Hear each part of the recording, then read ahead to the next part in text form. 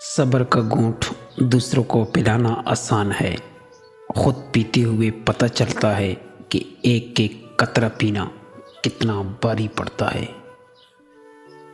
ضروری نہیں کہ کوئی بد دعا یا تمہارا پیچھا کرے، کبھی کبھی کسی کا صبر بھی تمہاری خوشیوں کی راہ میں رکاوٹ بن سکتا ہے۔ پوچھا گیا صبر جمیل کسے کہتے ہیں؟ جواب آیا، جب تم آزمائے جا رہے ہو اور تمہارے لب پہ ہو شکر الحمدللہ۔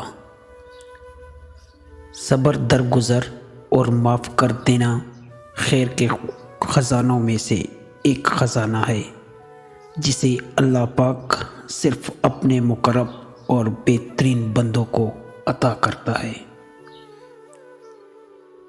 بڑی سی بڑی اور آسان فقیری یہی ہے کہ ہمیں اللہ کا ہر فیصلہ منظور ہو۔ صبر کی دو صورتیں ہیں، جو ناپسند ہے اسے برداشت کرو، جو پسند ہے اس کا انتظار کرو۔ فکر کے درخت کو صبر کا پانی دیتے رہنا چاہیے تاکہ آنے والی نسلیں خوشحال زندگی بسر کریں۔ ہمیشہ زندگی اس طرح بسر کرو کہ دیکھنے والے تمہارے درد پر افسوس کے بجائے تمہارے صبر پر رشک کریں۔ صبر ایک ایسی سواری ہے جو اپنے سوار کو کبھی گرنے نہیں دیتی، نہ کسی کی قدموں میں نہ کسی کی نظروں میں۔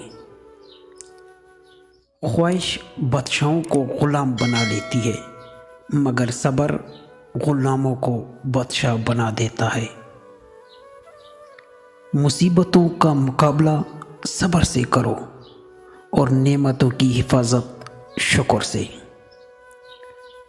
صبر تو آخر کرنا ہی پڑتا ہے، مگر آغاز میں کر لینے سے انجام شاندار ہو جاتا ہے۔ صبر سے رحمت کا انتظار کر کے جو چیز تیرے لیے ہے تیرے لیے ہی ہے اور دیر حکمت پر مبنی ہوتی ہے۔ انسان اگر صبر کرنا اور معاف کرنا سیکھ جائے تو زندگی آسان ہو جائے گی۔